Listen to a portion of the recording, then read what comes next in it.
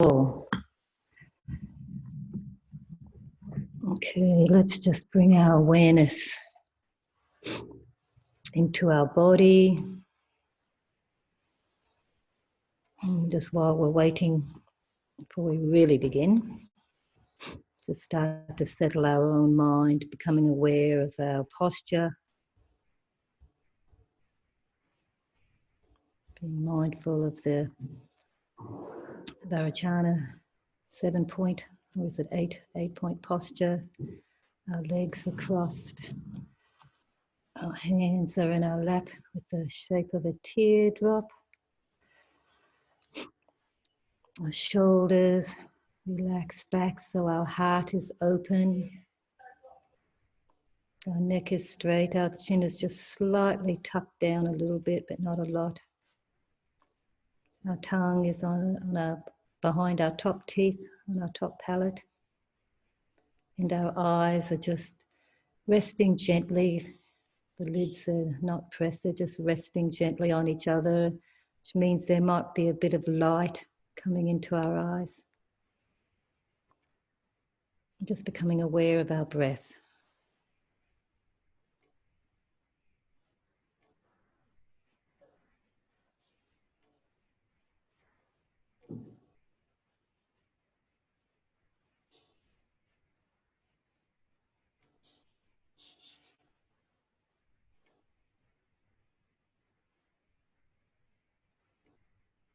And just taking a few moments to rejoice in our good luck, our fortune. Yahoo, I made it here. Sitting down.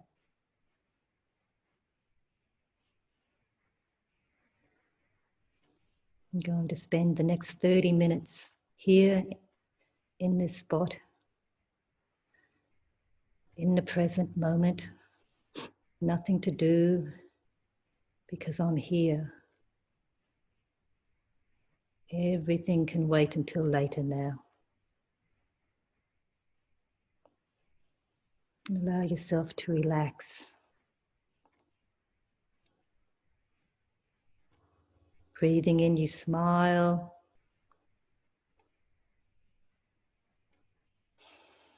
Breathing out, relax.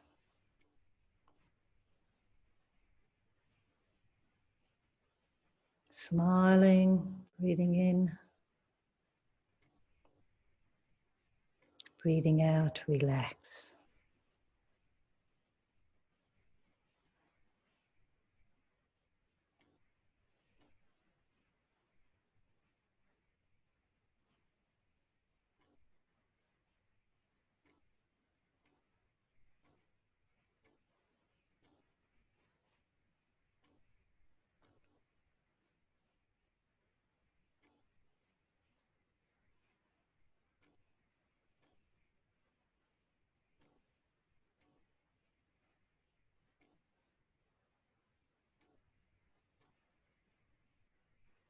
Now let's do the 9-point breathing meditation 3 times.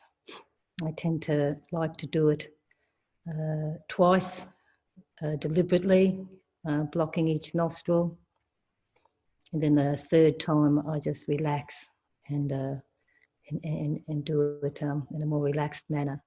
And remember that as we breathe in through our left, breathing through our left, breathing in pure clear light that comes down to the bottom of our navel, crosses over central channel and up out the right channel, blowing out all our attachment. Then we breathe in through the right, down, crosses the central channel, up through the left, breathing out all our anger.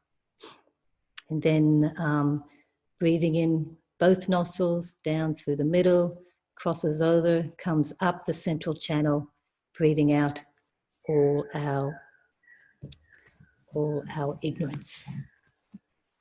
Breathing out all our misconceptions, breathing out all our obscurations. So left is attachment, right, anger when you're breathing out, and then when you're breathing in, After the third time, it's just breathing out all our ignorance. So we'll do that for the next, however long it takes.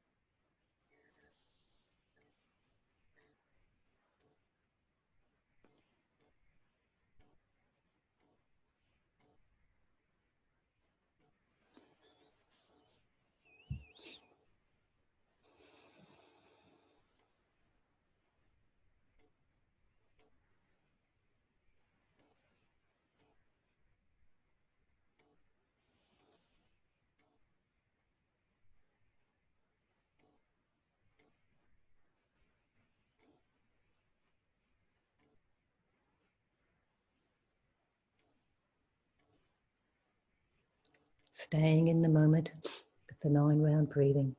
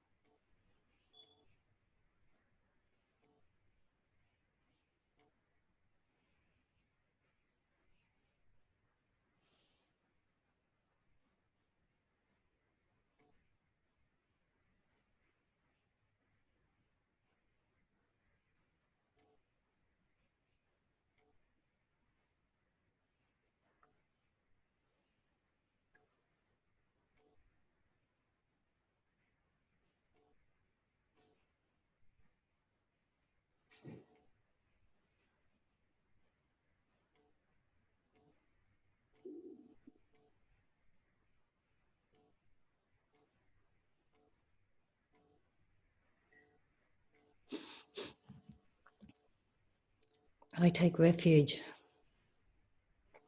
I take refuge because I need protection.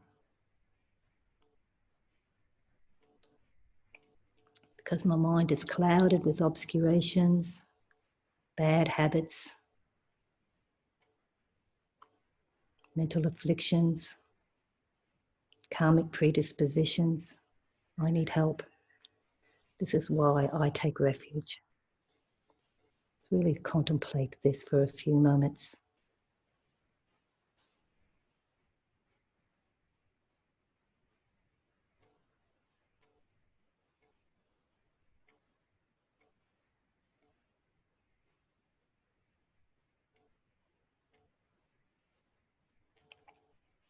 Take refuge to the Buddha Bhagawan, the fully enlightened one, the one that initially taught, the wheel-turning Buddha, came and turned the wheel of Dharma for us all. The Dharma, which they say is the true refuge, because that is the actual pathway, the Dharma. And it is a tried and trusted pathway. Many people have gone before us and have reached enlightenment on this path. And to the Sangha, those who support us. Not only ordained people, it's also lay people. The community, our Buddhist community, FPMT community, they're all our Sangha.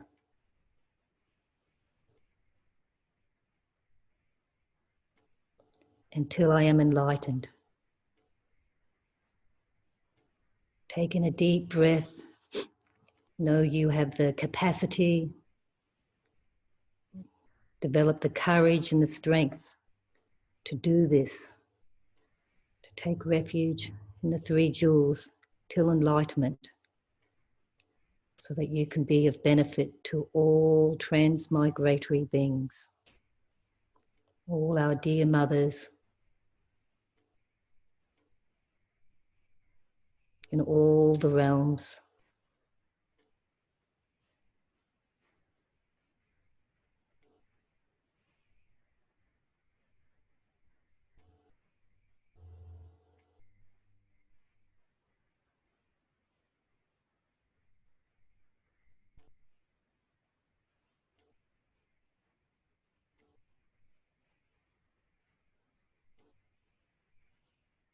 And the reason why we can have confidence in our capacity to do this is because of the Buddha, the Dharma, and the Sangha. They will guide us, they will support us, they are always there for us. And we know we can trust this path. And even though it might still be a while for some of us, maybe some it'll be a lot quicker, is because of impermanence. We know we can reach it because of the law of impermanence, causes and conditions. By really contemplating this deeply, that this is our desire, this is our wish, this is the way we want to spend our life. That because of the law of impermanence, we can do this. We can slowly chip away at all those past karmic habits, all our afflictions, knowing that by meditating in this way, by taking refuge sincerely and strongly, by practicing the Dharma, by attending teachings and reflecting and meditating, that slowly, slowly we will change, our mind will change. And when we meditate, these changes will enter our heart and enter our body, so that over time, this is who we will become, a more enlightened person, a more relaxed person, a more caring person, because our main aim is to benefit others. As we develop our bodhicitta mind,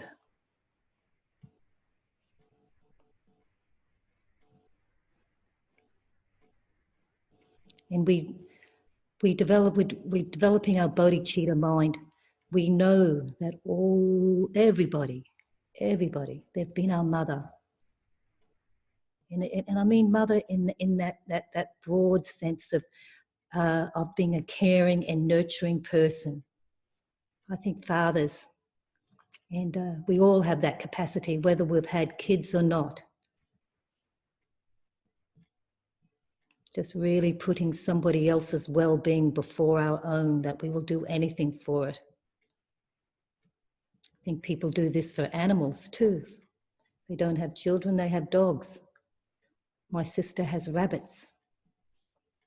And she just, it's incredible the extent she goes to in caring for her rabbits.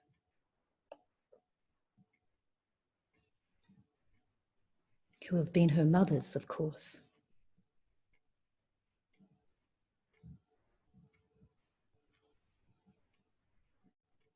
All sentient beings everywhere have been our mothers because of the law of impermanence, which is a fundamental principle of Buddhism.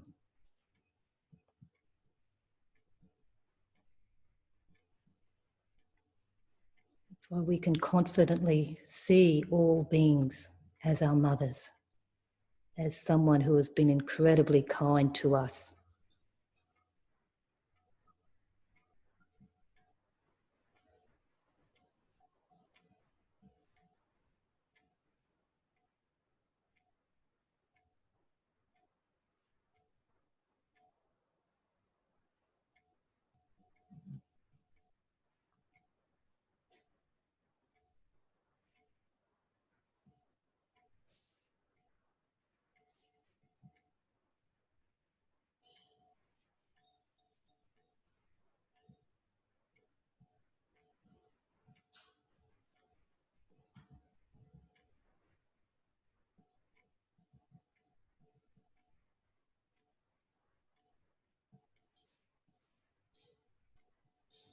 So let's just reflect more on this concept of impermanence of this life. That we were born at a moment of passion between our parents. And that amazing creation occurred. It's quite remarkable, really, isn't it? And at that point, our consciousness also entered into us at that time from our past life. At this point of birth.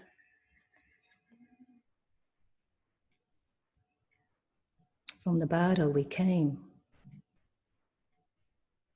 They say that, you know, we are aware of the opportunities, and of course it's in our karma too.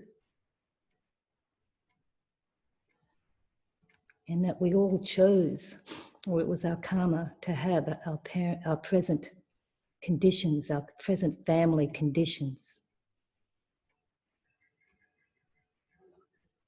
And so we were born, we began to grow in our mother.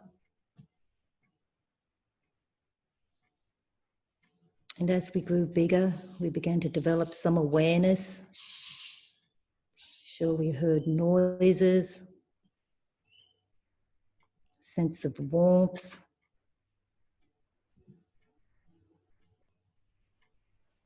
It's hard to imagine what we would have felt in our mother's tummy, but we would have felt something.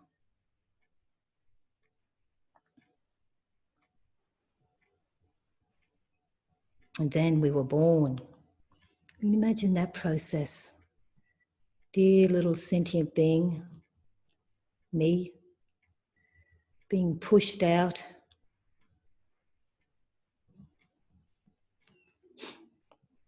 The discomfort. And all of a sudden, we're out. Gone is that sense of warmth. We have the air, people handling us.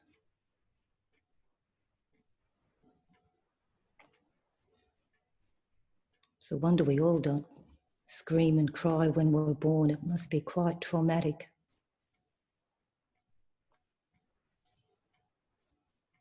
Then we're brought into the arms of our mother,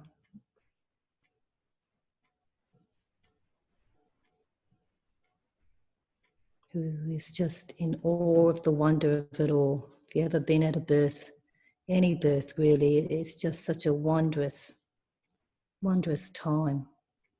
Very potent.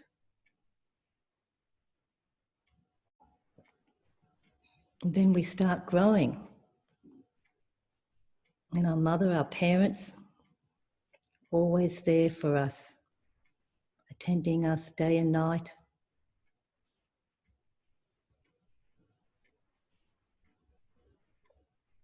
Watching us grow,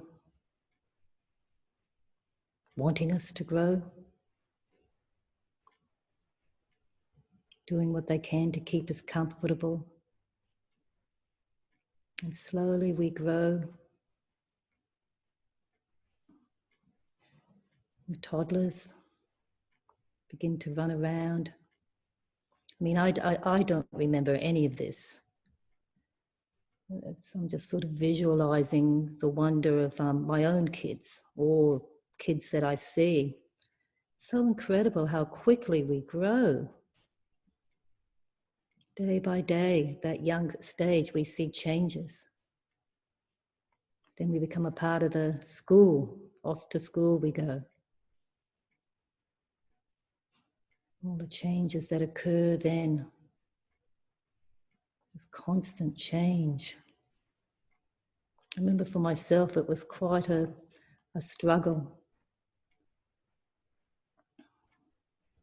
I was born with the predisposition for depression and anxiety. And I do remember back in those days at school, it was difficult. It was tough.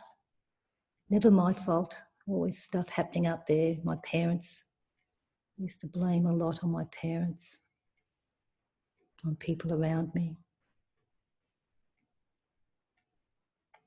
Maybe others had a really happy childhood, schoolhood, but I think for many people it's a tough time. Then puberty. Oh my gosh. It's a whirlwind. Then at 18, we leave home, go start living on our own. And we get educated.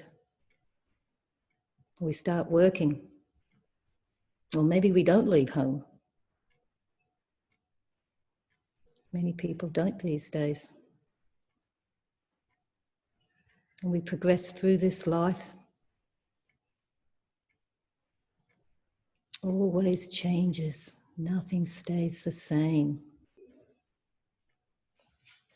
Our 20s, our partying 20s, our exploring 20s.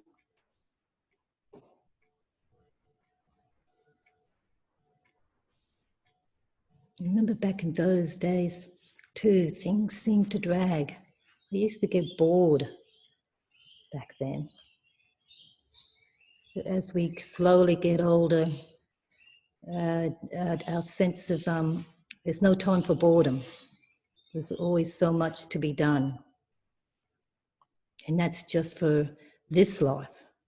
It wasn't until my 30s, late 20s, early 30s, did I become a Buddhist and start transforming my mind to help manage my anxiety and depression. If it wasn't for Buddhism, I don't know where I would be now. I mean, Buddhism, practicing Dharma, is a key to happiness.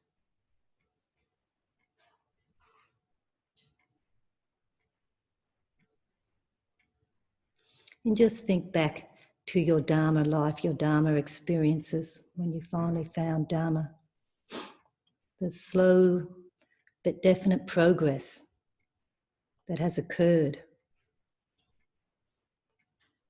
because of the effort you have put in, because of the time that you've devoted.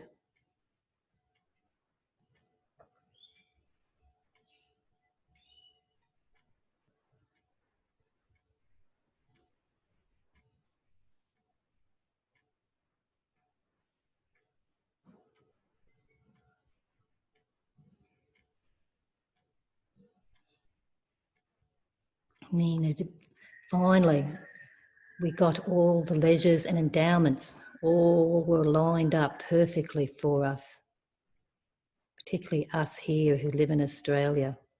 We are so fortunate, part of FPMT, the amazing Geshis, the teachers that we have here in Australia, our own precious Geshe Sultram.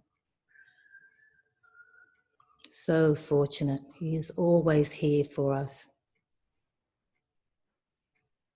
He is such an amazing example of bodhicitta. In Lama Zopa and His Holiness, Chenrezig, you have had all of those amazing teachers here. Maybe you have been present at many of them, many of the teachings. Just reflect on the impact that these teachers have had on who we are, on our motivation, on our courage. They give us courage. We see that they have trodden this, they've gone on this path before us. We're sort of like in their wake. Thank goodness.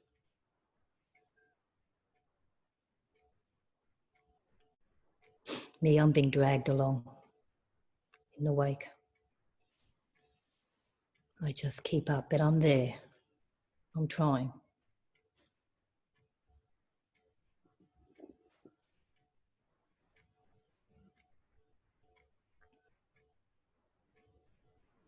And we're able to do all of this because of the law of impermanence, because of causes and conditions, our own inner causes, outer causes, and conditions, inner conditions, outer conditions.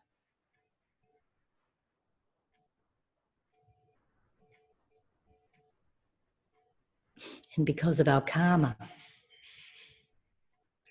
being action.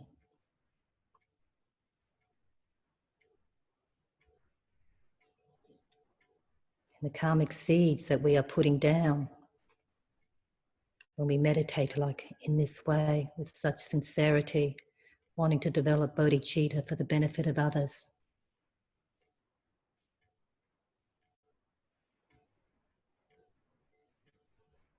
Create really strong karmic seeds. And that, we've been learning that by doing it in this way, we are weakening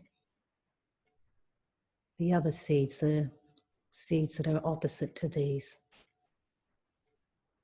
Their effect on us slowly decreases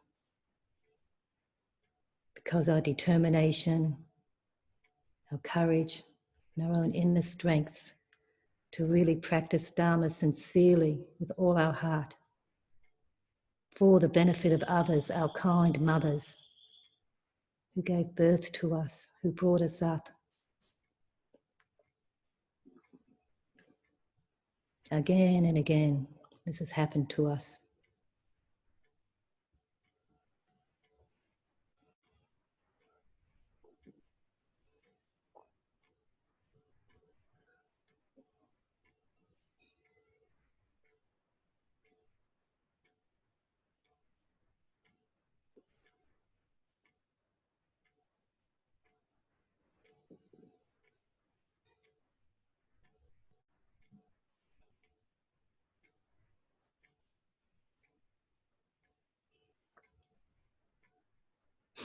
And I'd just like to finish with,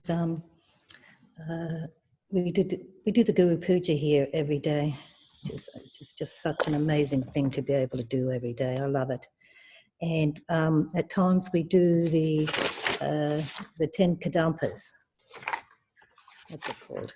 It is called The Innermost Jewels of the Kadampa Geshis. Amazing prayer. And the very end of it, the last two verses really took me when I read them, and sort of with the meditation that we're leading, I thought, oh my gosh, this just puts it beautifully. In short, Impermanence and death will soon come. Now, no longer fooling myself, I will free this human life, a mere flash of lightning, from beguiling pleasures and worldly activities, and from the great ocean of suffering. In order to achieve full enlightenment, sublime great bliss, especially for all the kind mother transmigratory beings, the time has come this very instant for me to give up the works of this life. By the force of the Guru's compassion and my own virtue, may I be able to give up the works of this life right now.